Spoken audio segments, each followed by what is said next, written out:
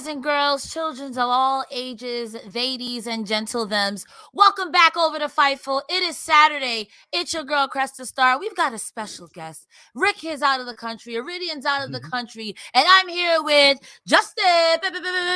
Everyone give Justin a warm welcome and tell Justin how much you love him. Justin, how are you? I'm great. Thanks for having me. It's a pleasure to be honored to do this. I'm glad I could fill in. If I look a little sweaty, I'm a little under the weather, but Collision was great, so I'm excited to talk about it. Heck yeah, I'm excited to talk about it with you. And thank you all so much for being here this Saturday night. It's time for Fightful. The best $5 in the business, the best $54 a year if you go ahead and subscribe. Get the scoops from us. You're going to get the scoops from us anyway. You might as well get the scoops from us directly from the source.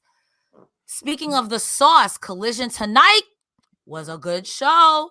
A lot of Blue League Continental Classic tournaments. What were your thoughts overall? Sure. What should I call you? Should I call you Justin? What should I call you, sir? You should call me Justin. You can call me Justin. Right, Justin. I know most people know me as the Wrestling Classic. I'm the Wrestling Classic on Instagram and everywhere else, but I'm used to Justin. I think everyone knows who Justin is now, so we're here. Yeah. All right, so what do you think of the show overall, Justin? I absolutely enjoyed it. I think AEW's been hitting their stride with this Continental Classic tournament. I think in terms of wrestling, they've been given a solid buffet of wrestling. I think today was a perfect example of that. We got a little bit of everything. And overall, I enjoyed it. I think there's a lot of storyline progression, too, with the video packages and segments as well, which we'll get into. Awesome. Ladies and gentlemen, go ahead and leave us a thumbs up. It helps us on the algorithm so more people will see us. Also, if you want to get your question or comments read on air, go ahead and leave us a super chat. It helps fund the channel. And if you want to get a little spicy, you can go ahead and leave us a humper chat over on humperchats.com. You put in any dollar amount, any comment, and we'll read it online to the best of our ability. If you want wrestling advice, we'll give it to you. If you want love advice, you'll get it, but I don't think you want it. So let's start off with the opening bumper where they have all the wrestlers come out and only have two notes for this. Eddie Kingston does not like doing these, and why do y'all keep putting the camera in his face? He looks so disinterested, right? He always looks like, all right, I'll cut another promo. I know you guys think I'm a great talker. This is what I think. I love these intro promos. I love them since Collision started. I think they're really cool. I think it's a good way to hype you up for the big fights of the night. But yeah, Kingston does not look like he enjoys doing this.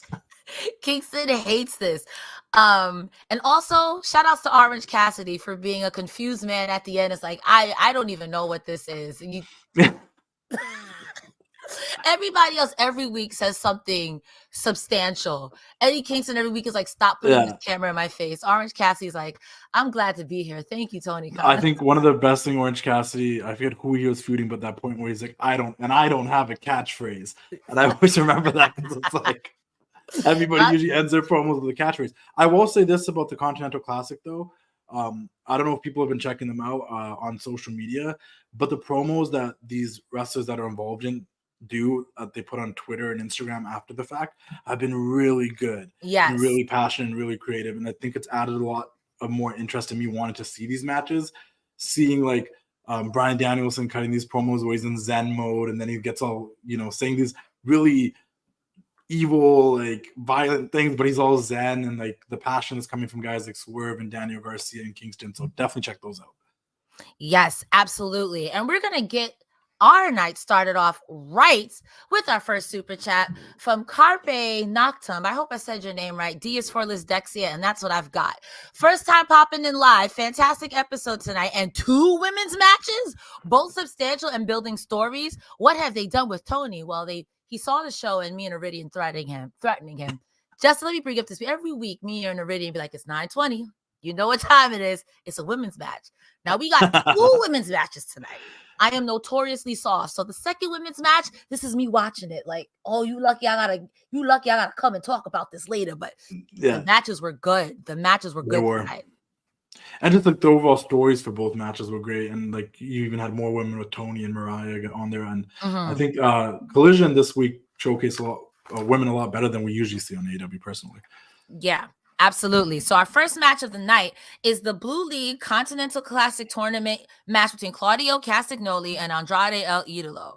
So I'm going to give you guys the main points. Oh, I'm sorry. Let me go ahead and hide current comments. I'm a professional, I promise. So let's start with the main points. Andrade's gear tonight, Chef's kiss, that blue, black, white combination. Loved it. Also, the entire theme of the night was Nigel McGuinness wants to fight Bryan Danielson because not 2 seconds into this match, Nigel McGuinness is complaining about Bryan Danielson, who's not even in this match. He's a hater, and this is coming from the same promotion that has Stokely Hathaway employed. It was a power versus power match. You have in the middle of the match where Claudio Castagnoli, where Andrade El Idolo, Irish Whips, Claudio Castagnoli, other way around. I promise I'm a professional. Tranquilo is the point I'm trying to make. Claudio dips on a pair of double knees that were going to be given to him from Andrade, and he ends up messing up his knee after that. Andrade then takes off the turnbuckle, and only for to get a 2 from a cascading powerbomb from Claudio Castagnoli. This match was power for power. At the end of the day, at the end of the match, we end up getting Yambag City. And Andrade cheated. Andrade cheated. That's the long and short of it. Andrade cheated, but so has BCC. What are your thoughts on this, Justin, so far? I thought, didn't Claudio hit him with a little bit of a unique low blow at the end there as well to make sure he got the victory there? Because it seemed like... Oh, my apologies. I messed it up. Andrade defeated last week. Claudio defeated Andrade this week. Because they both are trying to cheat each other, but the rest are down. it was a thing of cheating. So like this week we saw Claudio hit like a unique low blow from like an atomic drop, facing atomic drop, and got the victory that way. But I found it very fascinating the fact that Blackpool Combat Club is all about pure wrestling and doing things the right way and the old school wrestling style. And you got these guys trying to up Andrade at his own game and being like, oh, I can get one over on you as well. I like how they're toying with each other at the beginning a little bit. They're trying to, there was a lot of competition between the two, but it was a good match. I enjoyed it. I laughed when at the end because I think about Andrade cheating, but I'm also thinking about Moxley cheating. And I think the hater of the year, Nigel McGuinness, brought this up, that Blackpool Combat Club for the past couple of matches, they've been cheating. So I'm not mad at Andrade for cheating, last week, because y'all are going to do the same thing. I also would be remiss if we don't talk about the superplex off the top rope that was reversed into the two amigos that was reversed again. This match was so good. It was a great opening match. It really set the tone for the rest of the night. Yeah, like we said, Andrade got beat up because he got hit to the yambags and got an inverted gotch style pile driver, and Claudio Castagnoli with the Formioli wins. It was a good match. Watch it. If you didn't watch Collision tonight, watch it. They have a Gold League recap after that, and then we have Abadon versus Jazmin Allure, who was already in the ring. The only note I have for this is... Does that bother you when they don't get an entrance? It does, because it's like, on the one hand, I understand local talent. Yeah. But on the other hand, damn, give me the illusion. let me at least think that they're gonna win or something. The note I wrote was, "You've met with a terrible fate, haven't you?" Abadon worked that poor girl. Abadon gave that girl the right, the lefts. Oof. That match was over before you could say Hachu. No, 100%. It was done. And I didn't expect anything less, but I was expecting what was coming next, because we saw what happened last week, and I was looking forward to see the follow-up on that. Yeah, so afterwards, we get a post-match blackout. Julia Hart comes out. Now, me and Iridian have been fantasy booking that instead of Julia Hart versus Abadon, create House of Hart. Abadon is like your Brody King to your Malachi Black. Like that's a big person. That's a big person. That's a solid face. You could totally have Abadon do that. But instead, Sky Blue comes out, the same Sky Blue that got her face spit on, to go and help jump Abadon. I cannot believe that they would jump them like that. Why would you do that? I could not believe it. I could not I believe feel like I've been waiting for it, and they were playing us like it wasn't gonna happen. They had the two face each other in a triple threat. It's like maybe Sky's gonna move away. We saw Willow move away from the miss that she got. So you're like, oh, so there is a chance that you can fight against it and you can fight away from it.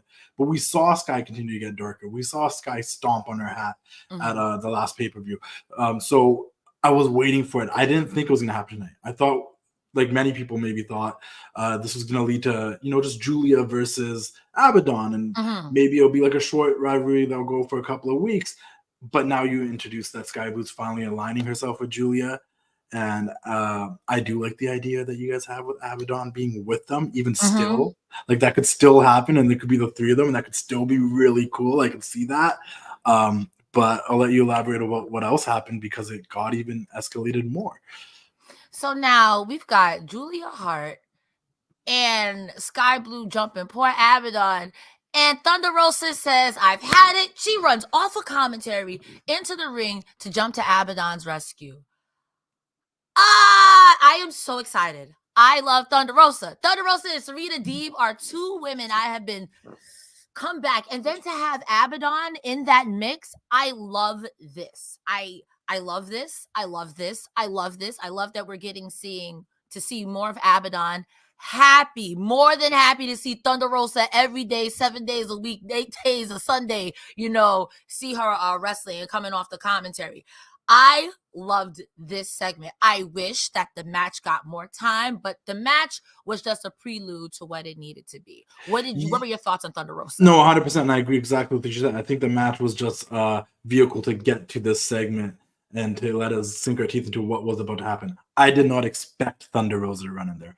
I knew when they showed her on commentary the match earlier, I'm like, oh, cool. They're showing that Thunder Rosa's involved with Collision. She's doing commentary. I'm like, it's a little weird. We did see her like on the first episode of Collision back then, kind of like knock on Tony's door, and we thought she was going to be a big part of Collision, but we haven't seen much of her on it. When she ran out there, I was like, once again, like as much as I didn't actually see the Sky Blue thing happening tonight, I didn't see the Thunder Rosa thing happening tonight. And when I don't see things coming, I just enjoy it so much more. And it's gonna be an interesting situation to see, like you said, because now you got in my head. Like your whole idea of Abadon being with Julia and Sky is in my brain now. So I'm like, well, okay, that's cool that Thunder came to the aid of Abadon, but can Thunder really trust Abadon? Because she's also got that spooky thing going on. She fits with the other two. They got more in common with Abadon than Thunder might have in common with Abadon. So when I saw Abadon and Thunder next to each other, I'm like, these two things are not the same. How will they coexist? But we've seen odd couples in many other promotions, and even in this one, make it really work. MJF, Adam Cole comes to my mind, first of all, because who's going to shoot on who? And no one shot each other. Spy versus spy. We do have a Humper chat from Bizarro Big L, always supporting the channel. Thank you so much, Bizarro. Bizarro says, sup, y'all? We eating good this week. It's either the itis or the gout from all this meat. Rosa comes back with the ladies division, kicks off a bloody Latina Pulp Fiction street fight. Yes. Keith Lee looking scary. Yes. Nigel and Reg are always my favorite haters. All right. Not too much on Reg. Not too much on Righteous Reg, bro. He's not a hater without reason. Nigel McGuinness, no matter who was on screen, found a way to hate on Bryan Danielson tonight. It's happening. I think it's happening in Wembley, all in. It's Nigel versus Bryan, and wrestling fans are going to rejoice everywhere, especially if you're an old school Ring of Honor fan and an old school independent fan from the early 2000s. You're going to love it, and I'm hoping that's what it's all leading to. It's a little nuggets that they're giving. It's like, it's happened in the past, right? Like where people drop nuggets and like, oh, maybe it's going to happen. When they create that anticipation, the payoff's just going to be extra sweet. That's how I felt, as controversial as we were upset. A lot of people were upset when Ric Flair was signed. But Ric Flair in the same promotion as Jay Lethal again? Are you kidding me? And Nigel McGuinness is there? Yeah. That's free real estate. Lives rent free in my mind. After that, we do have a backstage segment with the Acclaimed and Renee. And honestly, Daddy Ass was fired up. I don't know why he was fired up. He's like, you guys attacked us. You guys are clowns in the clown mask. We're going to get you, MJF. But Max Caster's line when he said, MJF, we got beat up and you didn't even care. I don't even mess with you no more, man. I was like, you broke Max Caster's heart, and I normally do not like the Acclaimed. And I know everybody loves the Acclaimed, but that, but also the promo from Anthony Bowen said, we're on a search and destroy looking for the Scooby-Doo villains. I cried. Yeah, that was great. The Scooby-Doo villain was great. But once again, like, I don't know who do you think the devil is? I think it's Jungle Boy, if I'm being honest with you. At one time, I had my tinfoil hat on, and I said, oh, it's CM Punk, because everything's coming up Millhouse, because I like to troll, and I like violence, and then CM Punk went to go work for the Fed, and I'm like, darn. Yeah. And that would have been epic if that was the case, if he had, like, some, like, secret injury, and that's why he took the time off, and then came back like that. Because till this day, and I've said this on Twitter, I've said it on Instagram, I've said it everywhere, I still, like, there will always be a part of me, maybe we'll get it one day somewhere, whether it's a Fed or here. I want MJF Punk 3. Like, I need that. I agree with that. You know, so I don't know when or where, but that has to happen before, MJF has a long career ahead of him. We don't know how much, like, maybe another 5, 6, maybe 10 years of Punk. We don't know, but it needs to happen. The Max Caster line, where he said, you're still my friend, but you didn't even care that when we got attacked. Like, the thing about, and when you think about it, when he said that, you really think about it, like, wait, MJF never really brought it up again. There's never really been any segments of MJF checking up on the Acclaim, like, sorry that happened. So there is truth to that. So it's like, there is still validity to the fact that it could just be MJF. MJF has always said the greatest trick the devil has ever pulled was making you think he doesn't exist. And he literally has all of us wrestling fans in the palm of his hands right now as a babyface. That's a fact. And you know what else is a fact? Cresta World Order. No rules when Cresta's hosting. There's no law when you're on the claw. And I don't know what the claw is. No, this is great. The energy is great. I'm digging it. Listen, wrestling is supposed to be fun. I know some people come on here and be like, and then today we saw Juju Katami. That's not this show. This show is watching wrestling with your cousins and we're laughing. We're having a good old time. This is a good Saturday night. I'm glad I stayed up. Yeah. Okay. Also in that segment, Top Flight comes out with Action Andrade and says, you guys are looking for a fight. We're going to, all right. You get the point. I will say that it's nice to see Top Flight together because these two are amazing, but these two sometimes are never together in the same room at the same time. And it hurts my feelings and my heart. And I'm glad that they're healthy enough and they're all wrestling. And Action Andrade is a perfect third for that group. They're so good. Let me turn the page like a grandma because I write it. Next, we have Orange Cassidy versus the bounty hunter, Bryan Keith. I had never seen this man wrestle before tonight. Okay. And I'm so glad that I got to see him wrestle. First of all, why is his pants up so high? I live. How cool is it? Like, I didn't realize it because I've seen him wrestle, but I guess I didn't pay much attention to his entrance before. And I watched Ring of Honor last night, and he was on the show. I don't know if it was it was the kickoff. He was on the pre-show, and the 0 hour, if I may. And he comes out to Still Tippin'. And I'm like, I had no idea that as a theme song would slap so hard in professional wrestling, and it does. Because I came out like when I was in high school. So it was cool to see that. It was a solid match. I enjoyed the match. It was a really good match. I am going to say that my first note is, bro, Danielson not even in this match, Nigel. That is literally my first note. Like, yo, he's not even in this match, bro. I need to start paying attention to that a little bit more because I picked it up in the first match. I did not pick it up in this match. There's a whole show. Nigel McGuinness was just calling him a clam digger. Said, well, you better watch out for that later. Like, this was a women's match. Yo, why do you hate him so much? Yeah, I don't know, but it's good TV. That's great. It's a heel Nigel on Bryan that has to lead to something. If it doesn't, I'm gonna be so disappointed. I'm gonna be mad too. I'm gonna write a very angry pointed letter. Dear Anthony Khan, why? Because I love it. Just in wrestling generally, I love nothing more than a good heel commentator. Like, I grew up with solid, great heel commentators. But there's usually always a payoff at some point. Whether it's like that commentator bumps for the wrestler once or twice and after a match or something, but there has to be some payoff. Like, it has to be. Yeah. I mean, in this match, to get back to this match, sorry, it's an awful segue, but that's what I had. There was a bunch of big chest chops on Orange Cassidy. Sorry. Orange Cassidy got worked this match. Bryan Keith slaps hard. That leaping headbutt. What the fuck? Yeah. Who does that?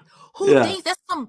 I feel like he wrestled Hangman at some point, and if he hasn't, I need that because that's some real cowboy shit. You want an old Western. You want a cowboy. I want the old Western. You want a whole Keith showdown. hits a big 6-shooter, and it doesn't take down Orange Cassidy, who always hangs on by this much. And then Orange Cassidy gets the most devastating move in the game, the surprise roll up with the 3-4s, and gets the win over Bryan Keith.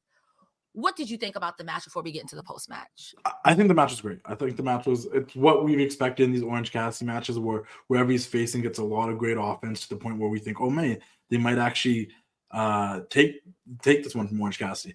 But then he always comes in at the end and he gets the victory. Personally, this is the only probably negative thing I'll say this entire show. I'm getting over the Orange Cassidy. Is it the All Atlantic Championship now? Title defenses. It's we did it. He lost to the Moxley. He got it back, and we're doing it again. And it might as well just be Orange Cassidy's title at this point because it doesn't seem like anyone else can either win it or like hold it for a long period of time. Is it still good? Are the matches still entertaining? Yes, but I need something to sink my teeth into when it comes to Orange Cassidy in this championship, like another feud. And I know we just had it with Moxley, but I wonder who that next big contender is going to be because I can't think of anyone. Because most people we have the one-off match with and then move on. But we'll see. That's not a bad shot. I can see another complaint being that, like, much like with Eddie Kingston, it's always you kind of get beat up until you win. Yeah. And sometimes I would want Orange Cassidy to be a little bit more dominant. And he looked fantastic. He put over Bryan Keith fantastically this whole match. And I cannot stress enough that this match was good. For someone who's never seen Bryan Keith before, I want to see him again. And because we're having so many great, solid, different, like mostly technical or hard-hitting matches in the Continental Classic, Orange Cassidy still having this style of match on this show. I saw someone tweet on Twitter after being like, how many points did Orange Cassidy just get? Because it feels the same thing. And the one thing I think is great about AEW is they're really good at giving you different things on one show, which we'll talk about when we get to the street fight. Like those different things on these shows that separates it from that Continental Classic tournament.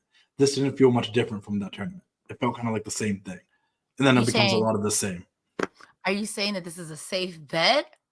Hey guys, I'm here to tell you about BetOnline.ag, the official betting partner of Fightful. It's not just an online platform. They've been trusted for over 25 years. They boast a focus on the player approach and have built their reputation on offering their clients nothing but the best. From cutting-edge technology to enticing promotions and the latest sports betting odds. Whether it be wrestling, MMA, boxing, or football, baseball, basketball, or racing, anything you can think of. All major sporting events are covered by BetOnline.ag. Fast payouts, highest credit card acceptance industry-wide, safe and secure online environments, and their live betting feature allows you to bet on your favorites weekly and easily and in real time. BetOnline.ag, that's where we're going at Fightful. That's where we suggest you go as well. That's where we get all of our odds at. BetOnline.ag. Only bet what you can, and please bet responsibly. Bet responsibly, ladies and gentlemen. Segue queen. That was great. But it is a safe bet. It's a safe bet. It's a safe bet. It's a safe bet. It's a safe bet that Orange Cassidy would have got 3 points if this was a Continental. that is a safe bet. Yeah. After the match, sorry, go ahead. What were you gonna say? No, go ahead. That's it.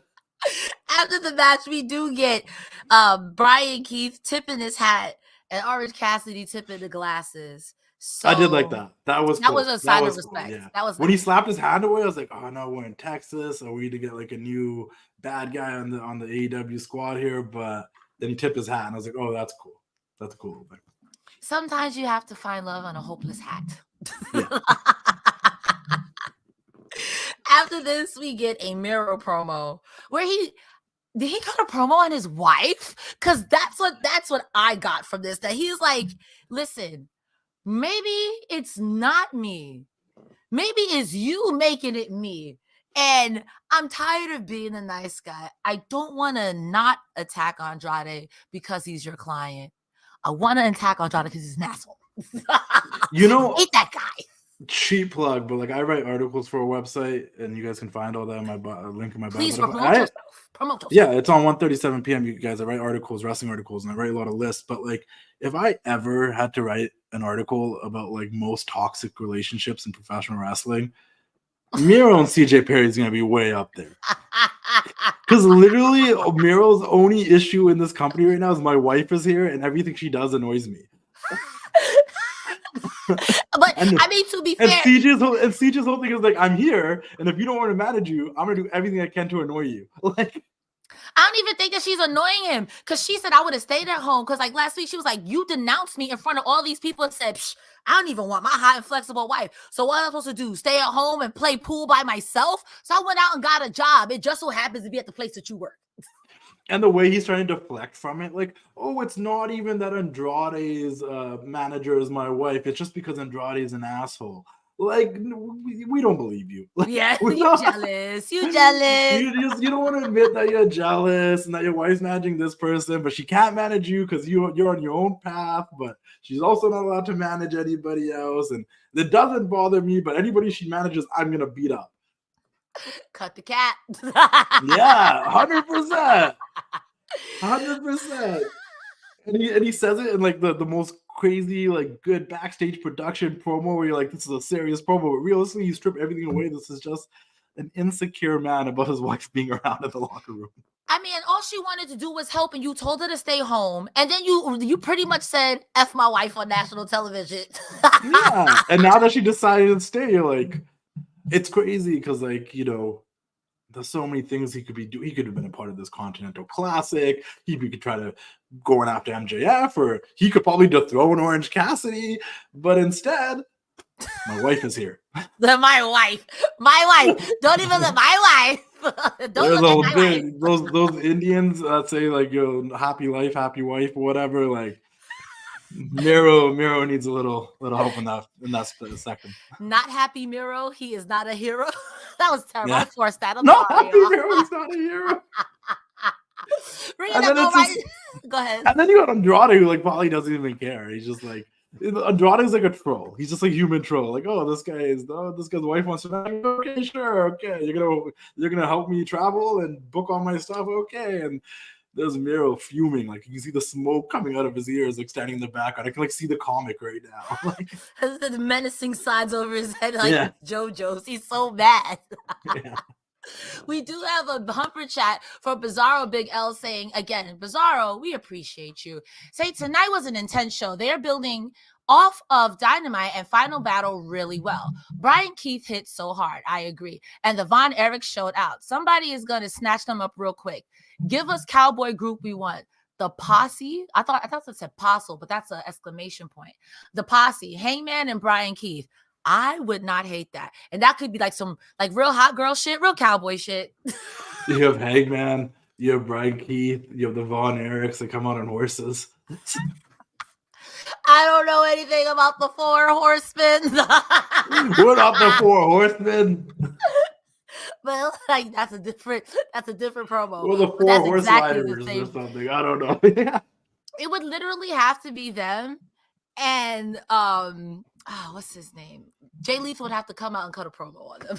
That's the only way. With the Ric Flair accent. That's the only way. That was fantastic. They said a quick happy birthday, Brody Lee, by the way, between Orange Cassidy and the Miro promo. I will say this. I think they should have did a video package. That's just me. You know, I'm not gonna lie. When happy having birthday to Brody Lee first and sending love out to his family and stuff. It's been 3 years, but when they said it, I thought it was going into a video promo. Same. And then when it didn't, I was like, okay, that's fine. Like, it's not. It's just my mind thought it was. Whether it was good or bad, or they should have or shouldn't, I don't know. But mentally, my brain, I think maybe it's like maybe it's the Fed's fault that we like envision these things happening. Yeah. But like nothing happened, and I was like, oh, okay. Okay. Like, I agree with that. We're just trained from the fact, like, okay, you guys say that in passing. There's a video package coming to the stage. Yeah, it's that old. I forgot that theory. You do with the person once they hear a bell so many times. Once you hear a bell, you get a candy. Eventually, when you hear a bell, you expect a candy. Like that's what I was expecting. Once I heard the commentators comment on it, I was expecting the video package. So it's just like it comes hand in hand. True. After that, we have a backstage promo with Lexi Nair and Commander. Lexi, I don't even know what Lexi Nair began to ask Commander, because here comes Roderick Strong. Commander! Mad loud. And it's like, I don't even know what Lexi Nair asked this poor man, because no one asked Roderick Strong anything. And he's like, I'm a winner. I've got winning ways, and I've got to get back to it. I'll see you next week. I don't know. I'm giving him the Joey Wheeler voice. I don't know what with that. It wasn't really like, it was, I'm all for like building matches this way and whatnot, but it just also seemed like random. It was very, because Roderick's been so involved with the MJF stuff and what's going on over there. Commando was just in that TV title match for the vacant TV title for Ring of Honor. Mm-hmm. That's what he was asked about. You were like so close to winning, and then Kyle won, and then but it just seems really random. Like it's gonna be a good match, and I'm the number one complainer of like, if you're gonna put a match on TV, give me a reason why it's happening. But I guess this is their way of giving me a reason. I just thought it was really random. And I also think it's so weird now. Like, it's funny that Roderick yells out the names, but then before he walked away, he just yelled his name again and pointed at him. What was the point of that? Because Roderick Strong, much like Tony Storm, is living the gimmick. Yeah. You have to yell his name again. You're standing right in front of him. You're still yelling his name. But, like, have you heard him when he yells out people with two names? He's like, Renee! No, I haven't. That's actually so. I need to pay attention. That's actually so funny. I think he did. He's like, Samoa Joe. He's so annoying. He is so annoying. Roderick Strong. I said this before, and I'll say it again. He has a very punchable face, and he's knowing how to work the crowd, and he's working us, brother, with the next Strong. Go in there, put on an amazing match as soon as the match is over. He's the worst. I feel like, and honestly, I've probably been watching Roderick at this point for like 15 years almost, and I've seen him in Independence, I've seen him in Ring of Honor, I've seen him in NXT, I've seen him everywhere else, and this is the most personality I've ever seen him have. I think he's a tremendous wrestler. He's always been a tremendous wrestler, but personality-wise, this is the most I've seen Roderick like put out. I agree with that. Roderick Strong is annoying in the best way. Yeah. And I will say, neck health is very important. But you know what else is important? athleticgreens.com/Fightful. Man, this is my go-to supplement, my go-to multivitamin, but it's so much more than a multivitamin. By the way, you want to be drinking your multivitamin. It absorbs a lot better. I take 1 scoop of AG1 from athleticgreens.com/Fightful, put it in my 8 ounces of water, drink it down, and I'm good to go. I got a multivitamin that covers so much. Minerals, probiotics, that's why you never see me getting sick. You got your adaptogens, antioxidants, you've got a digestive enzyme. They all work together for a stronger foundation for your health. A free 1-year supply of vitamin D3 and K2 plus 5 free travel packs when you use athleticgreens.com/Fightful. By the way, it also helps recovery. So if you've had a tough workout, this athleticgreens.com/Fightful AG1 product is really going to help you out. They've got doctors, they've got endurance athletes, people with PhDs, the professor of genetics at Harvard Medical School, David Sinclair, putting this thing over. athleticgreens.com/Fightful. That immunity support, that digestive support, that multivitamin, all at athleticgreens.com/Fightful. You're all welcome for that. You know who else could have used some Athletic Greens? FTR, because holy hell, Dax looked like he got put through the wood chipper. Oh, I forgot that there was a Ring of Honor match last night, and when Dax came out there, oof, oof, oof, oof. That match was insane last night. I watched it. It went from a regular match to a double countout to becoming an anything goes match, and they just went nuts. To be fair, though, Cash didn't look as bad as Dax, so I don't know what happened. I'm like, Cash, what are you doing? Why are your friends like that? Cash actually, Cash was like flexing in the promo, and they're talking about bodies. I'm like, Cash looks alright, but Dax looks like he's been through the wood chipper for sure. Like he's been going through it. Like, he was in the gulag. What are you which doing? kind of added to the promo that It did. So let me run down this promo right quick. FTR, like we said, they come out. They look like Dax. More importantly, look like he'd been through the wood chipper. It starts off with Cash Wheeler, which is something that's very rare. And Cash Wheeler says, House of Black, no more spooky shit. I've had it. Come to the ring, talk to us like men, because you guys keep doing this. And what's really good is that you're unrealized potential. And that's why you're mad. You're mad Brody's doing good. You're mad Julia's more over than you. And you're more pent up at everybody, so you can't take it out on them. So you taking it out on us. The best career that we've had has been here in AEW. 2-time tag team champions, Ring of Honor tag team champions, New Japan, listed off all of their stuff. They say, you just jealous. You are jealous. So right when Dax starts to go and say something and say, you guys, they cut his mic. I was like, oh, he was about to shoot. He's about to give it that thing. So they cut his mic. I'm like, ain't nobody cutting the mic. Then they cut the lights. Now, one thing, I am a Zelina Vega stan, and by proxy, I'm a Malachi Black stan. So let's just establish that right there. I laughed when Buddy Matthews said, nobody likes y'all. You can be mad, but nobody likes y'all. We beat you up last week. Who came out? Nobody. So to quote Jazmin Masters from Drag Race, you may not have liked what I said, but you cannot say I wasn't funny. You can't say I wasn't there. You may be mad, but we're one and the same. We're one and the same. And then Malachi comes up and ethers this man and says, yo, you may not like our methods, but we're family. Violence brings us together. It's not personal. It's just wrestling. If I wanted to make this personal, take a picture of your family, much like this photo here, and I would burn it. And that would be crazy if I did that. I'm like, yo! And then they burned it. And then he burned it. And then, yo. You know, one of Dax's biggest triggers is bringing up his wife and his kid, and everybody does it, but that's like one of his biggest things. I'm also a big fan of Malachi and Buddy. I'm a big fan of FTR. I'm cool with 3 out of 4 those people.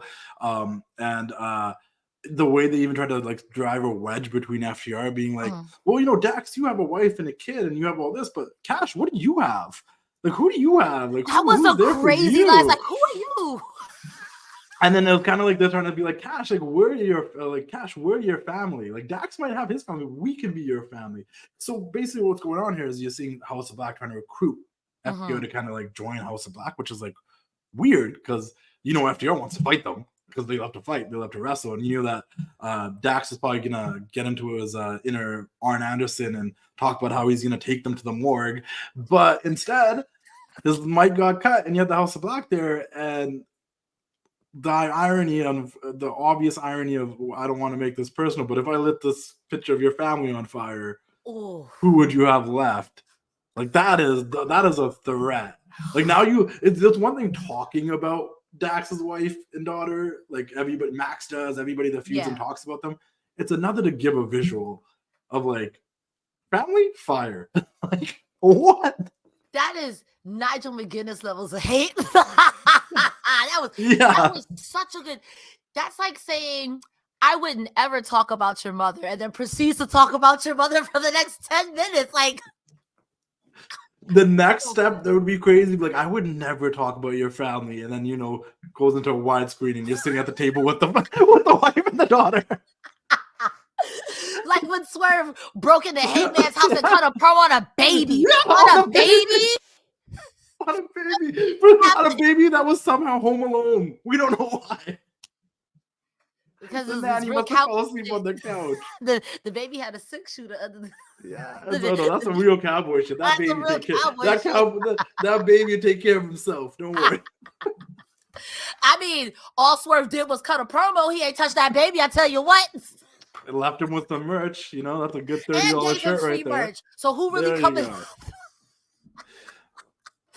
if we're gonna get wild, if the Continental Classic is like the real part of AEW and like bringing the realism back, let's get wild with this other stuff because you know. The Continental Classic is great wrestling, but all the extra storylines like House of Black, Swerve. I'll even say the advent of BCC cheating is kind of like, all right, I like where this is going. I think this is great. I don't remember though. Was the BCC, were they, before this tournament started, were they the bad guys again or were they good guys again? BCC just beat up people. That's what they do. They just fight. They just beat up people. Like they're an anti-hero at best. Well, I guess so. Yeah, that's what I would say. They're an anti-hero at best because I'm not helping. But also, if someone's eviler than us, I cannot have that stand. Like, does that mean there's gonna be such like they're under the same umbrella, but there's gonna be a little bit of a segregation between Julia's new family in the House of Black, or are we one day going to see all of them together? So that's something that me and Iridian and even Rick have talked about, where you would have the House of Black, which I guess would be the men's side of it, and then the House of Heart, which would be the women's side of it. That's providing we get women's tag teams or women's trios or something like that, where you already have a natural bond, brood, whatever that'll turn into between Sky Blue and Julia Hart. And to me, Abadon, they are a perfect fit for that spooky LaDuca combo. You could have done Anna Jay, but as providing if Anna Jay wants to go back to the spooky stuff, she's already done that with Dark Order. So maybe we could get a surprise entrant. Maybe Thunder Rosa goes spooky, you know, maybe Serena Deeb come back and go spooky. Maybe we get someone that we're not expecting. Riho goes off the deep end and now she's spooky Riho and you already can't tap her out. Yeah. But spooky Riho, oh nah. Nah, yeah. No, I'm intrigued because and to your point, that's another person actually. Anna Jay is another person that got misted. We saw her change a bit and then fought it off. But also I think we've seen enough of Anna Jay in factions to see what she can do by herself for a minute, and we'll get her back in a faction. But I'm curious because like I thought Julia did really bring a whole different element to the House of Black, and I liked her with them. I think she, when Brody was coming out with her, she was coming out with Brody. Like it added something. So I'm just curious to see if like, are we eventually one day gonna see like, I don't know, a giant cauldron or something, and all 5 of them standing there? Like I'm intrigued. I will also say this to give credence to what FTR was saying in the promo. Look at how you and I are just discussing Brody King and Julia Hart, though. Because it's true.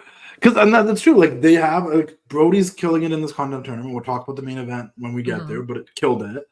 And the rise of Julia has just been undeniable. And it says something about having such a great character in that presentation and how she's been carrying herself. Whether yes, she's gotten better in the ring as time's progressed, and she was that cheerleader, 110%. But because she's been who she's been with this character, people got more invested in her. Though even if she hasn't gotten that much better in the ring, no one's gonna say anything because they're so invested in the character and seeing where it goes. So like, I don't know. Maybe this feud with FTR is what's supposed to elevate Malachi and Buddy. Yeah, because I think they're world class, top notch wrestlers. They just have to be in a situation to be shown that way. Because I know AEW is good for presenting wrestlers in a good light for the most part. Yeah. I'm not gonna be negative Nancy and tell y'all my 1 or 2%. So we're gonna move on to the next match. Yeah. With next match, we got 2 women's matches now. Y'all know it wasn't even 9:20. It was before that. I was so hyped. But I was not hyped when I heard it was a Texas street match because y'all know I cannot handle blood. I am SAWFT soft. When Willow took the bottle to the head when the match first started and went under the ring, I was like, oh, she about to come out busted open hallway, ain't she? And sure shit. Disgusting. Yeah. Like I said, first of all, let's give a shout out to Willow and Kris Stadtlander. We were discussing whether it was Pulp Fiction or Kill Bill, and we've decided that it was both. Yeah. It was probably Pulp Fiction. I think it was Pulp Fiction with the suitcase part in the entrance. The chain thing is what threw me. That's what I thought it was Kill Bill, because I know there was a girl who had a chain and a ball and chain. They were both directed by Tarantino, so it doesn't matter. Maybe it was both. Maybe it was just a tribute to Tarantino. Yeah. Like I said, the glass bottle over Willow's head to start off the match. And then immediately after that, Diamante took a nasty bump to the head from a barbed wire. Violence. This is where I kind of stopped writing because I'm not remembering and I don't like it. Willow took a bomb onto chairs. I said, why is Moxie not on commentary after this match? It's only been 5 minutes. Jesus Christ. Willow Nightingale tried to put Diamante through this board twice, and this board said, I'm New Japan. I'm New Japan, baby. I'm not selling. I'm not selling. I don't care. Willow literally tried to take the board and break it over this poor girl's back. So that was the star of the match for me. Thumbtacks and glass came out of the briefcase. Disgusting. Was it thumbtacks or was it glass shards? Because the commentators were saying both. Okay, was it both? Okay, they were saying both, and I'm like, it's one or the other. I was so confused, but listen, none of them feel good. So I don't care how gimmicked or whatever it is, disgusting. It had to be one of his. So Willow takes a nasty power bomb, an assisted power bomb from Diamante, getting the missile drop kick onto some tables on the outside from Mercedes Martinez. I don't even know if I said that it was Mercedes Martinez versus Diamante versus Willow Nightingale, because that's how much trauma this match inflicted on me. And then after that, Kris Stadtlander hits Diamante with this discus lariat with the chain wrapped around her neck and pins this girl with her neck and her back on the thumbtacks and glass. I'm glad there's 2 women's matches, but I'm glad that's over. Jesus Christ, beans and rice. What are your thoughts on this? When I saw it was announced, and I only saw that this match was announced today, like earlier today, and I was like, oh, okay, another women's match. Like, that's cool, because I already had the perception that the Abadon match that was announced was going to be kind of a squash into a segment. So I was like, oh, we're going to have another active women's match. I don't really have much of an opinion on the feud because I feel like I've missed parts of it. I didn't realize it was as heated as it was. But I guess these girls have been beefing pretty bad because they really went at each other in this match. I went into this with lower expectations, and I don't know why. And I forget that anytime that AEW's promoted a street fight with the women, they always go above and even like I remember the one with Anna Jay and Tay Conti against that was a mess. There was a one with Anna and Willow against Tay against Willow, and something like every time they do a street fight with the women, they go above and beyond. And I forgot that, like something in my brain, maybe because I'm a little under the weather, made me just like foggy and be like, oh, it's a street fight. There'll be some chairs, some candlesticks, maybe some tables. I didn't realize we're gonna have people getting bottled and glass shards and a board that wouldn't break and barbed wire and chains. I was like, oh, this is AEW. I forgot for a minute. I should have known. I just watched Ring of Honor yesterday.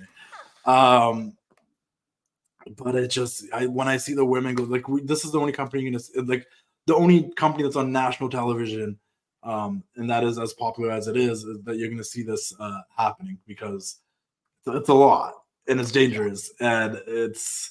They say Saturday's a good night for a fight. These women came to fight, so. Yeah, I'm glad that you corrected yourself when you said national television. I was like, hey, we're going to talk about Impact, because I love me some Impact, okay? Yeah, but they're on national television, too, and they do some crazy stuff down there. And the Impact's women's division, I think those, and this is a side note, I think the women's revolution started in Impact way before it ever started in any other wrestling company, national or not. And I'm seeing that now, covering Impact. The Impact women's division, this is not an Impact show, but I will shill Impact every time. As the kids say, I will glaze for Impact. So, hey, yo. No, I've been hearing that a lot in the last week. I don't know if I'm getting old. I'm like, I have one friend that keeps sending me things like glazing. I'm like, can you like elaborate? What does that mean? Like, that means like you jocking the rock. Okay. Like you D-riding. D-riding without a license. I think glazing sounds better than D-riding. So. But like that, the full term is glizzy glazing. The more you learn, so no, man. But it's true. Like the women in Impact cut it up, and I feel like the women in AEW cut it up as well. It's just that we don't see them a lot, and it's a little frustrating because I know how you can. You know what I mean? Yeah. I want to throw something at you really quickly before we move. Okay. Because there was a sign in the crowd a couple of shows ago. We're seeing tandems come together again with like Julia and Sky and Willow and Kris, and you got Diamante and Mercedes, etc. I think there already is way too many titles in this company, personally. That's another thing I'll always stand by, also considering Ring of Honor. But do you think the women's need like a tag titles? I think you got to put more women on Or the TV. trios? You got to put That's more true. women on the That's TV. true. Like, there was, That's true. I don't know if you remember this, but there was a whole women's tag team tournament where they got On Miro YouTube. and Diamante totally won with Evilise. Evilise. Thank you. Yeah. And yeah. what happened? What happened with that? Nothing. They never did it again. Willow Nightingale won the Owen Hart Tournament Cup. And what happened with that? Ricky Starks is tag team champion. What's happening? You know what I mean? Yeah. It goes to the booking. That's what I'm concerned that it wouldn't work because of the way that things are booked in this company sometimes. But it's also, isn't an opportunity to put more women on? I don't know. They have a lot of shows. They do. You do. I agree with this. You do. You have a lot of space, a lot of opportunity. Wouldn't it be crazy? Wouldn't it be mad if you just put on one men's match at 920? Wouldn't that be crazy? Wouldn't that be? Yeah. And you've got the talent to do it. Listen, I get it. And some people will say that women's wrestling isn't a draw. And I say you are a liar. I mean, you could even just dedicate. You could dedicate, like, I don't know, Rampage to women's wrestling or something. I don't know. It was. I would have personally liked this street fight to have been the main event. This could have been off the end. It was a good match. It was a good match. It was a great match, in fact. And I don't like blood. I'm soft again. Yeah. After this, we get a backstage with Toni Storm and Lexi Nair. I love how delusional Toni Storm is. I aspire to be that delusional. Lexi Nair had asked Toni Storm, you've got this tournament coming up with these girls. Which opponent do you prefer? And she's like, I don't care. I'm so tired. I hate this. So she starts asking Mariah May. She's like, well, when are you having your first match? She's like, well, I spoke to Tony Khan, and Tony Khan said it's coming up real soon. And Toni Storm, if you could commentate my match, she's like. She almost practically hit her with the, who are you? No, I'm so busy. I'm so busy. But once you saw that more of the attention was being put on Mariah May, that's when Toni Storm was like, I care now, okay? I don't care who wins. I want them to slap each other's tits off, beat each other up so I can fight. And I quote, titless, blind baldies. I love Toni. I love this entire angle. I think this entire angle's been amazing. Don't mean to correct you. I'm not trying to be that person, but it was Renee. No, it's all good. Correct. I'm wrong all the time, baby. Renee dodged the tits up, chin up. Watch out for the shoe. And she's like, That's right. Right. And it's the facial expressions. I keep telling people this on my page. I'm like, if you're watching these segments, watch the facial expressions, right? Yes. Because that's what's telling the story here, right? Mariah's great with facial expressions. That's my girl. I've known her for years. We go way back. I've known her since before she started wrestling. She did some acting and stuff, so she has it in her. Exactly to your point, when Renee put it onto Mariah, that's when you saw that Toni was kind of like, wait a minute, this is supposed to be about me. Like, why are you talking to this girl holding my belt, And the way Mariah was like, hey, like, do you mind, like, you did really good on commentary a couple of weeks, so I'd love for you to be in commentary for my first match. And like, if not then, like, will you at least watch? She's like, I don't even have time to watch it. But if I ever do a seminar, like, I'll let you know. And it's like the condescendingness towards Mariah from Toni. Like, they're already building on something there. Everyone knows they're building on something there. I feel like I don't like it could happen at Revolution. It could happen at Double or Nothing. I say like take it all the way to Wembley because they're both in the UK. It could be a big moment. Yeah. They could still like have tension and then you kind of break off and do their own thing. Mariah can have a little singles thing and Toni can do her thing, but they can still like be together, not together. Let me ask you this. Does it make a difference who wins between Saraya and Riho? Because I don't want Toni to drop the belt anytime soon. Same, but I have a very soft spot in my heart for Saraya. I'm very happy she came back. Because when I started watching wrestling, Saraya wasn't wrestling at the time. Adam Copeland wasn't wrestling at the time. These people their necks had said, no, thank you very much, I'm done. So to see her come back, it was nice to see her win at Wembley. I don't want Toni Storm to lose. Let me say that right now. However, I would like Saraya to win more. That being said, Riho is the Johnny Gargano of that women's division. You cannot knock her out. She is mad strong. She's a level 99 paladin. You cannot knock Riho out. So Saraya's losing that match. Like, I love Saraya, you my girl, but you're gonna have to cheat Riho out her boots, and you can't do that because Ruby Soho in love. So I don't know what to tell you. I don't know what to tell you. Yeah, like we really need something for Saraya though, because I also really do respect and I've been a fan of Saraya for years, and you know, she came to this company. The run's been solid. She won the belt in Wembley. That's super cool. And yeah, I'm okay with them not taking the belt off Tony for a minute now, because it did go like Tony to Saraya to Shida back to Tony. Like we did hot potato the belt for a second there. Let's have Tony have a run with this. Character's over, right? But what do you do with Saraya then? Because I do also think Riho's the one that's gonna be the one to face Tony. Do we go back to the other angle and say, okay, maybe Abadon does join Julia and Sky? Does Saraya start helping Thunder? Do they find an allegiance against these scary girls? Like, because I do think Saraya is too much of a prominent figure just to be like floating around. I agree. I mean, the only other angle I could see them running is that, yes, say Saraya beats Riho. You try to do like, because she yelled at Ruby Soho last week that Tony left me, you're not going to leave me. So now this is maybe could be a way to get retribution. It could go either way, but my money's on Riho. Again, Riho is level 99. You cannot knock her out. I've seen Riho do some impossible stuff, so my money's always going to be on Riho. I don't care. And what happened to Tony's butler? What happened to Luther? He was there, and then he's just not there. I mean, it's just a minor detail. It's not the biggest thing in the world, but I was like, what happened to Luther? I don't know what happened to Luther. Did Mariah somehow become Luther, but also she's a wrestler? Like, I'm confused. Like, I don't know. That's a good question. Whatever happened to Luther? After that, guys, we get an Adam Copeland versus Christian promo.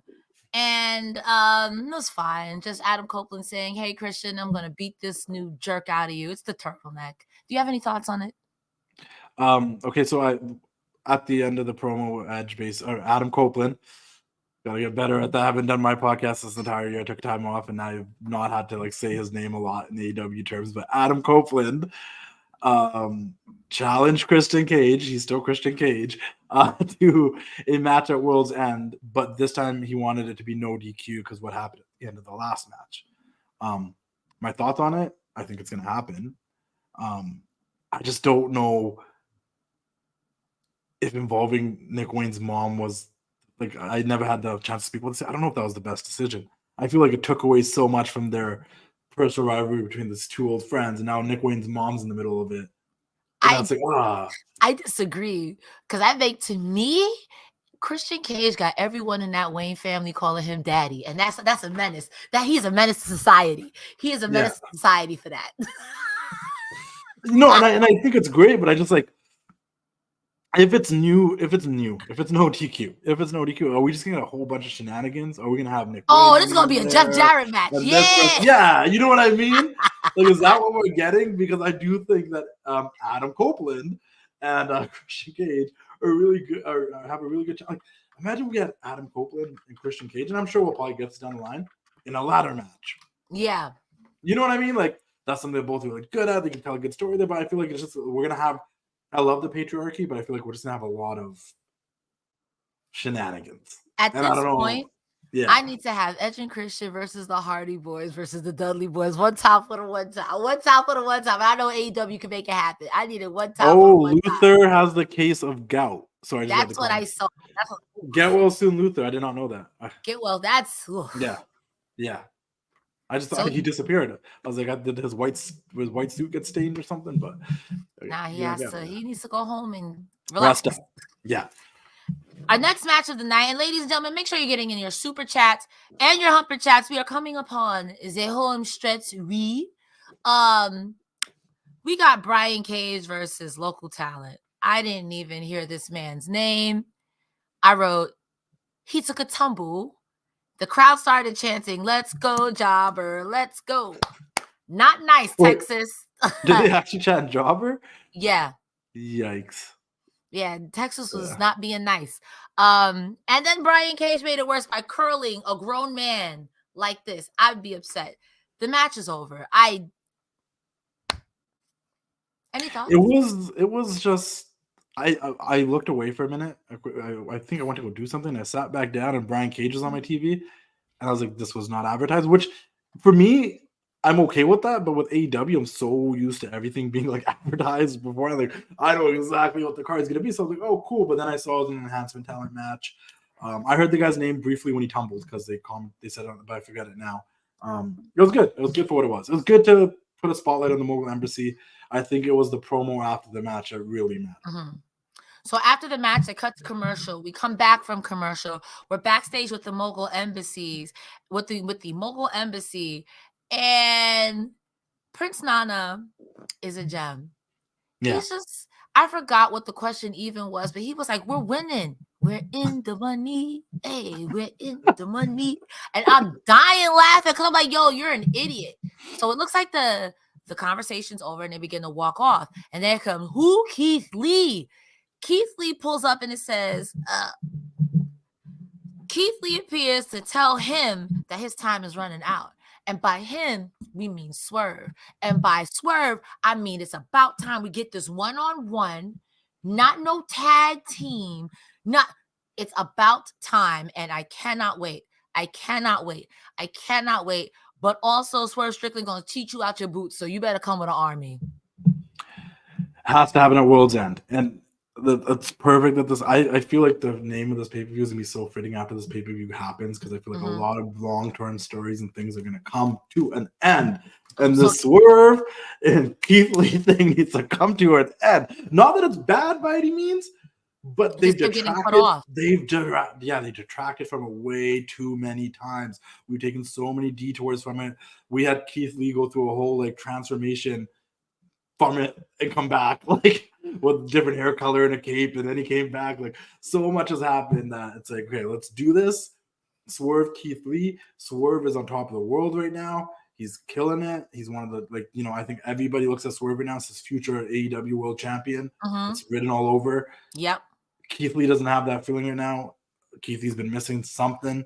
The match with Shane Taylor last night was tremendous, but you really got to be watching Ring of Honor and Rampage and Collision to really know what's happening with Keith Lee.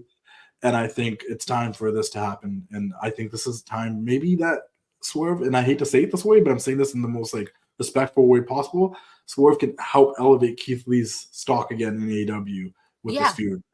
I'm sorry, go ahead. No, I was like, I think it's time. I think where Swerve is now, if he took a loss to Keith Lee, I want to see Keith Lee versus Swerve 2 and Keith Lee versus Swerve 3. Even if it's for nothing, this is something that people, the fans, have been wanted. They wanted these two to go at it, and when we did get it, it was kind of like 2v2, where there was shenanigans, We never got them one-on-one. So it is about time. And this is one of those situations where if, say, Keith Lee did beat Swerve, and then we just move on. Like, well, okay, whatever. Keith Lee beats Swerve. Swerve's angry, but he changes his direction. It's the thing they didn't do with Wardlow and MJF in time. But when Swerve actually wins something, then Keith Lee is already built as like a threat. Because, hey, I beat you before. You never beat me in a singles match. Ah, damn, right? Because that's what they never did with MJF and Wardlow. When MJF won that world title, Wardlow should have came after him way sooner. I agree. But it never happened. I think you can do that with Keith Lee and Swerve. I agree.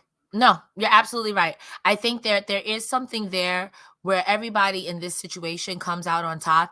And even I want to say Shane Taylor, if you need backup, because again, the Mogul Embassies, they're going to cheat you out your boots, bro. This man cut a promo on this man's baby. He drank that man's blood. He tried to kill Hangman. He tried to hang Hangman. Yeah. He don't care. He hung the Hangman. Yeah. This could blow up into a whole Mogul Embassy versus a Shane Taylor promotion situation too. And Keith Lee's with Shane Taylor promotion all of a sudden, I wouldn't hate that. Only because, again, I feel like one thing that AEW does well is factions, and these factions can elevate multiple people. So when they do have a singles match, look at Wheeler Yuta. Wheeler Yuta went from yuck to like, I don't want to wrestle this man. He's crazy. He's kind of crazy. And it could be just as simple as no one actually causes a distraction that really causes the outcome of the match. But if those Mogul guys run out there and then Shane Taylor and his crew runs out there to like run them out, fair, right? That's what I mean. Like, yeah, no, absolutely. Yeah. So our next match, we're going to start off with our super chat that we got a while ago from our good friend, Orion Ben. Oh, I thought it was O'Brien this whole time, but again, D is for Lisdexia. 666 says, I think Orange Cassidy, I'm not sure what AAT means. I'm not hip. All Atlantic title. Thank you. I think Orange Cassidy All Atlantic title is the belt Daniel Garcia comes from after the Continental class. That's crazy amount of acronyms in there. And like, yeah, I'm like, what the hell is this? Yeah. I'm a boomer. I'm old. D2, DG, plus AAT. See, you trying to sell me drugs? I don't want none of that. That's not a bad shout, honestly, considering this match. So I'm going to respond to that super chat. Thank you, first of all, with my critique of this match. So let me run down real quick. They start chanting from jump, "You're a wrestler." And much like the critique that me and Justin had at the beginning of with Orange Cassidy getting beat up until you win, that's kind of what happened here with Eddie Kingston. And I feel like there's nothing wrong against Daniel Garcia, no shade, in making Eddie Kingston look dominant. There was nothing wrong with that. You could have just had Eddie Kingston go out there and scrub that little young man up. Nothing against him. But at the beginning, that's what it was. Eddie Kingston was trying to kill Danny Garcia. And it came to a point in the match where I stopped caring about the match. I started caring about the story. You could see in Daniel Garcia's eyes, like, bro, I can't go out of here goose egg. I can't go out of here free. I can't go out of here free. And in Eddie Kingston's mind, the two things that I care about the most, my Ring of Honor title and my New Japan title, I'm going to lose it all. If I lose to Daniel Garcia, are you kidding me? Because they would both mathematically be eliminated if the one lost to the other. A spinning back fist, but Daniel Garcia kicks out at 2. Kingston then goes in again, but his leg gives out. At that point, Daniel Garcia smells blood in the water and tries to finish it with a whole bunch of leg locks. But that spinning back fist for the last time gets Daniel Garcia 1, 2, 3, and Garcia is out. Garcia is mathematically eliminated from winning the tournament. The match was good, but it was kind of like heartbreaking. It was kind of heartbreaking. It was. And like when they first announced this tournament and then they announced the participants in the tournament, oddly enough, I was like, oh, this could really be like a breakout tournament for like a Daniel Garcia or a Mark Briscoe in this company. Yes. And it just happened not to be that way. The guys that you would have probably bet your money on to win matches have been winning matches. And the guys that haven't really necessarily. And it's not that it's predictable, because it's not, because sometimes you get like two heavy hitters against each other, like Swerve and Moxley, where you're like, I don't know who's going to win this. But for the most part, it kind of does suck for Garcia and a guy like Mark Briscoe, because like, yeah, like it doesn't really hurt him because they're already in that position, but I would have liked him to see some points on the board, you know? He had the fighting spirit, you know, when Eddie Kingston was chopping him in the corner, but he would still keep dancing and not stop the dance, and showing that like he wasn't. They even made it seem like the ref's gonna call the match off because he's not stopping chopping him while he's dancing in the corner. But yeah, it was hard to watch. It was, and then you had the other element of Daddy Magic on commentary, which has been really good because he's been on commentary for the past. The last couple of Daniel Garcia matches that Daddy Magic has been on, his commentary has actually been really good. It's been great. I wouldn't mind him being on commentary, but I don't know. I think Nigel McGuinness might get to him and be a hater. Yeah, but but what they're trying to do is, like, you know, Daddy Magic's had issues with Garcia not taking his wrestling seriously and caring about the dance being more over. And in Daddy Magic's eyes, that dance once again cost Garcia a big opportunity, a big match. And there's going to be more to play out on that. So it's not like Garcia's just like left with nothing to move forward with. I just wish he had some. All I'm saying is I wish he had some points on the board, but also Eddie Kingston made this crazy. I'm going to put both my titles on the line too. Yeah. It's like there was a lot riding on this. Match. Yeah. Yeah. I will say that I do find it a little bit contradictory that Daddy Magic is upset at Daniel Garcia, considering that you guys were in the Jericho Appreciation Society and your name is literally Daddy Magic. Knock it off. Like come on now. Like, be for real. You guys I forgot what's his actual name again? Matt Menard. Yeah, Matt Menard. Like, bro, you guys said we're gimmicking it up. And now you're mad that somebody's living the gimmick because it's over. Even if I'm a lose, at least I got my damn dance. What do you got? What do you got? Yeah. You know what I mean? It sounds like jealousy. Yeah. It sounds like jealousy to me. Only thing I remember that Daddy Magic has ever said is, "You want to know what makes Daddy Magic nipples hard?" That's the only thing I remember he's ever said. That's the only thing. He's got a voice. He can cut a solid promo. He actually cut a good promo on social media after losing a match not too long ago. But it's just, I don't know what they're gonna with that entire group with Daddy Magic. We know what Angelo's kind of moving to do with Ruby Soho. There's something going on over there. Yeah, he's madly in love. There's a whole Bollywood film happening over there. But a rom-com. But yeah, with Jake Hager, Daniel Garcia, Daddy Magic, those are the three where it's like, okay, where are they all gonna go next? These three parts. Like Anna Jay's kind of moved on. Angelo's in love. What are you three gonna do? So you better figure it out soon. Ladies and gentlemen, you better figure it out soon. If you want to leave a super chat or a humper chat, we are at the main event. We are at the home stretch, ladies and gentlemen. Again, I gotta put over 5 foot again. The best $5 in the business. Get your scoops from us. I've got an interview coming out. I interviewed a wrestler. Could you believe it? Oh my God. You can see that on Fightful Select. The best $5. Are you allowed to say who? I guess. Am I? I don't know. I don't know. Maybe we'll let you guys gotta. You gotta go and subscribe to Fightful.com, Patreon, Fightful, the $5, $54 in the business. Listen, you're gonna see it. We're all gonna be here, and I want you guys to do the Q&A with Sean Ross at the Q&A with Grapsody, all that fun stuff that happens over there on Fightful Select. Best $5 in the business. We do have another super chat. I'm sorry, a humper chat. Bizarro, Big L. Big humper chat, Big Bizarro saying, if Swerve is bringing the Mogul Embassy, Keith Lee is bringing Shane Taylor Promotions to the fight. It will stay 1v1, but Shane is gonna. Sorry, my brain just blue screen. But Shane is gonna play on Bishop Khan's loyalty, former member of Shane Taylor Promotions. So Shane brings in 1 or 2 in his crews, and you got meat. And y'all know I love me a good meat match. When you had said earlier, Justin, you think they have too many belts? There's not enough belts. There needs to be a meat division. Somebody, the meat division is genderless. Are you over 300 pounds? In comparison to your size, do you look like you could throw a cow? Welcome to the meat division. They should throw away the FDW title, bring in the meat title. Bring in the meat title. And his Big E's face on the front. Like. Big slapping men slapping meat. Big meaty man slapping meat. I don't want a 30-minute classic. Those are some of the best matches. I remember when we had All In, and then the week after we had All Out, and I'm like, I don't know if I can go to this pay-per-view, and then Miro and Will Hobbs were just slapping meat. Bro. So. And the crowd just, meat. Yeah. Meat. I'm here for it. I mean, there was a lot of meat slapping in this next match, even though Bryan's a smaller guy. Honestly,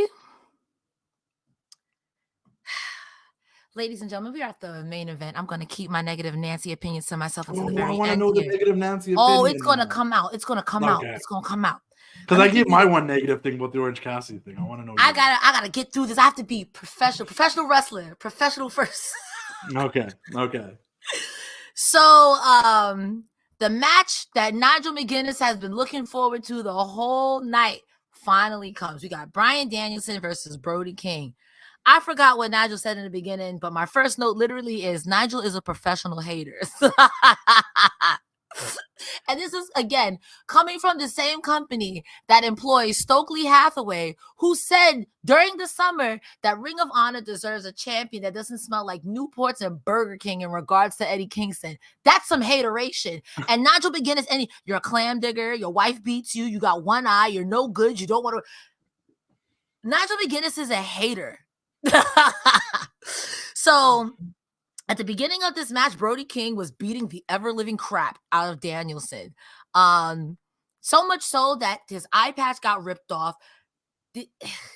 More blood. There's definitely more blood.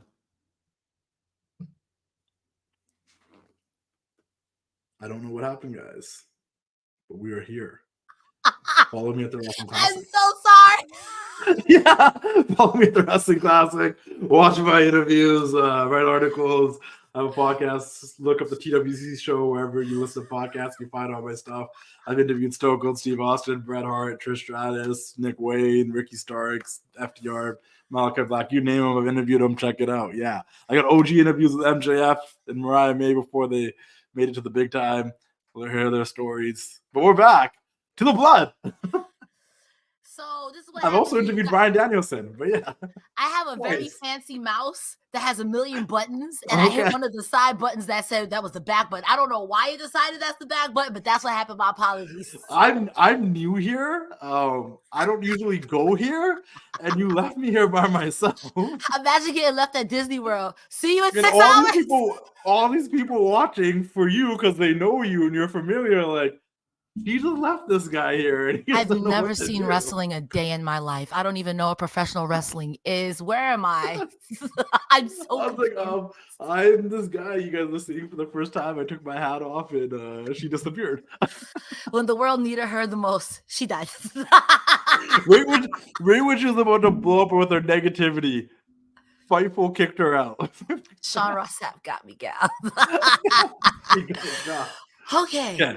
Whew. Let's get back on track. We got this, y'all. We in the home stretch. So at this point, Danielson's patch is off. The under patch is off. The ref is checking on him. He's like, do you still want to compete? Do you still want to go? And Danielson's like, give it. I don't hear no damn bell. So Brody King squishes this man twice on the outside, gets back into the ring to restart the count. And by this point, Danielson is bleeding from the same injured eye. I wrote Yambag City, so I mean somebody got hit in the wiener. There was a clothesline. Oh, Danielson got hit with the Yambag City because he ended up being on the top rope in the middle, and then Brody King get that man with a clothesline from hell. And I'm like, yo, Danielson is dead. I watch Impact every week, and people die every day, B. So, but they literally kill people off of their show, bro. Which I think is mind-boggling. Eric Young got murdered, bro. Doesn't like that who was that Sue Young where like everyone's just killing people off their show, like people Sue being Young murdered technically died, came back as Susie, technically died, and came back as Susan. They went into a different universe somewhere in late 2016-17 and they never left it. I love Impact. Impact is fantastic. So old boy gets the clothesline off the rope, but it's only a 2.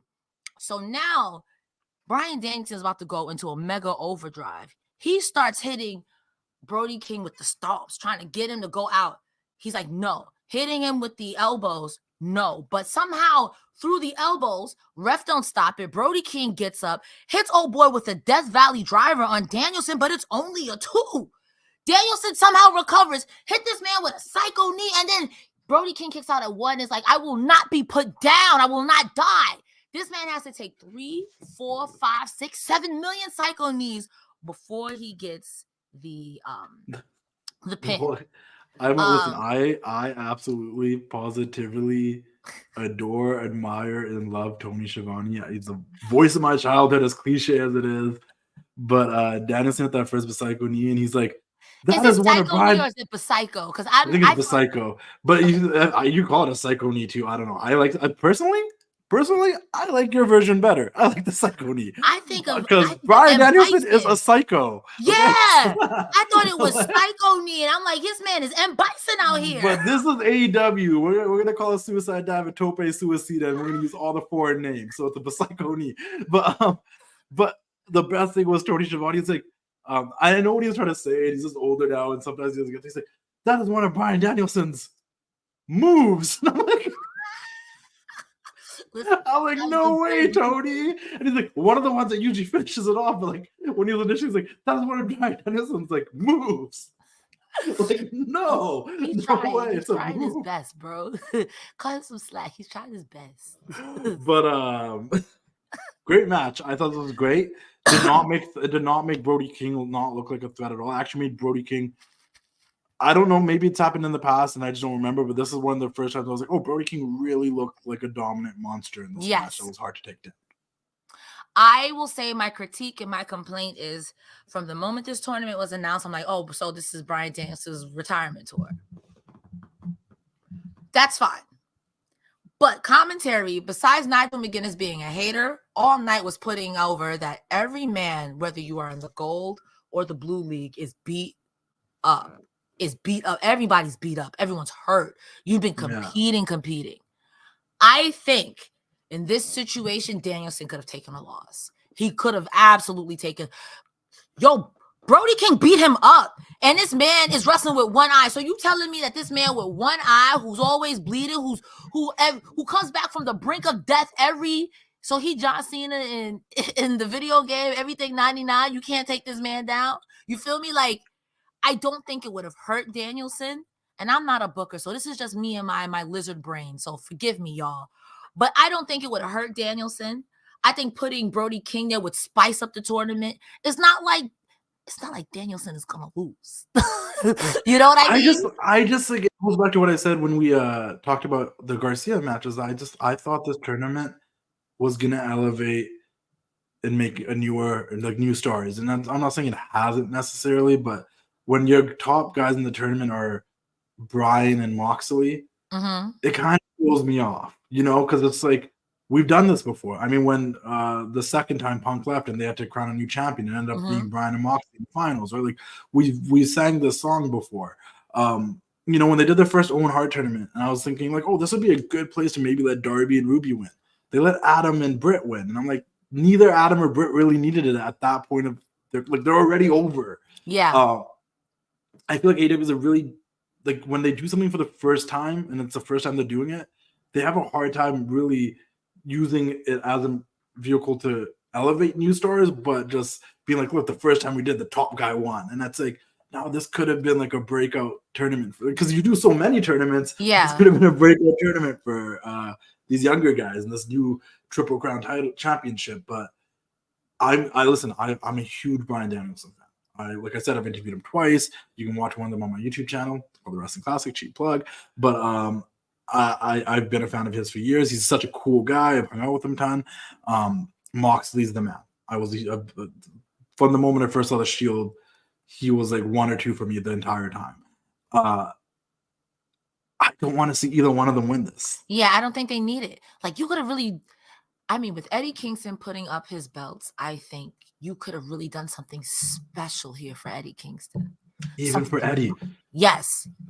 Even for Eddie. I just don't think it needs to be Mox, and I don't think it needs to be Bryan. And I want to personally avoid it being Swerve because I think there's bigger things on the horizon for Swerve. I agree with that. 100%. Because I don't want him to get stuck with these 3 titles and be like, this is your award for being who you've been and how we built you. Like, no, I think somehow he does really good in this tournament, but then he moves on to bigger things. Like, we get Swerve in that world title picture eventually. So, like, it should be an Eddie Kingston. It should be a Mark Briscoe. It should be a Garcia. If you're going to keep that All-Atlantic title in Orange Cassidy, and that's what it is, like, that's what that title means now.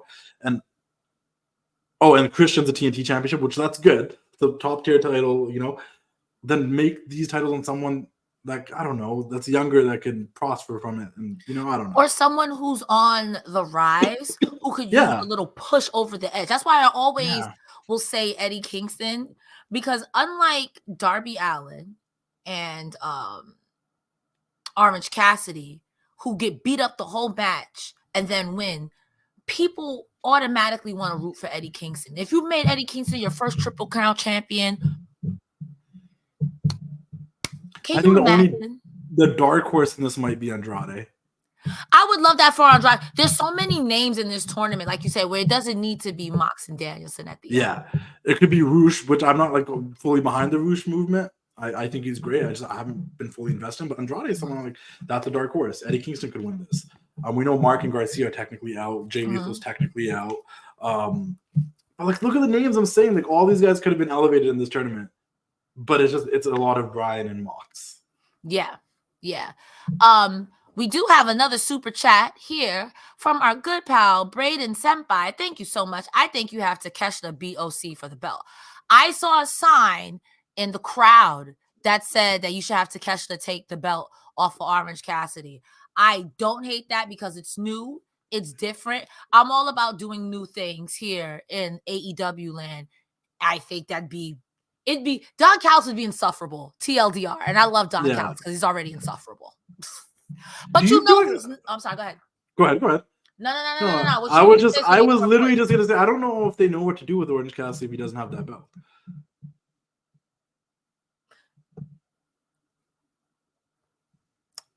I don't want to agree with you, but I think you're right. I don't want to agree. Like with you. they would find something for sure. I just don't think they're like, what is there? I don't know. Maybe like John Moxley, have him take a break. Let him go to Disney World. Let him go to the French Alps and get a massage. Because I will say, Orange Cassidy and John Moxley, every time they want to take a break, something happens, and here they go back again. So Yeah. They both deserve to go to Disneyland, and Tony Khan deserves to give them personally a deep tissue massage. Ladies and gentlemen, boys and girls, that was Collision on 12/16/2023. Justin, thank you so much for joining me tonight. Justin, where can people find you if they're interested in more of your wrestling content? Firstly, I'm gonna say subscribe to my YouTube channel because I should probably try getting more subscribers. I don't promote as much as I should, so it's really just the Wrestling Classic on YouTube. Please subscribe. There's a ton of interviews and old TWC podcast episodes, and plus a bunch of other random stuff. But the main hub for me is the Wrestling Classic on Instagram. I do have a Twitter. It's TWC Worldwide. Follow me on there too. I'm not as popular on Twitter. I should probably raise that as well. But Instagram is my main hub. You click the links in my bio. You'll find links to all my important stuff, articles, etc., etc. And I would appreciate the support. And I'd love to. I'm very appreciative for you guys having me on here on this Collision Post Show for Fightful. I'm a big Fightful fan. I've followed along. The website for years, trying to get my inside scoops, the best $5 in the business. He's already ready. Listen, I'm not the scoops girl. The only scoops I got for you is ice cream. Yeah. Anywhere else? What's your Twitter? What's your? The Twitter's TWC Worldwide because the Wrestling Classic's too long for Twitter. That's the only thing. But everything else is the Wrestling Classic. YouTube, Instagram, TikTok. I got like 45,000 followers on TikTok. It's also the Wrestling Classic. It's just Twitter's TWC Worldwide.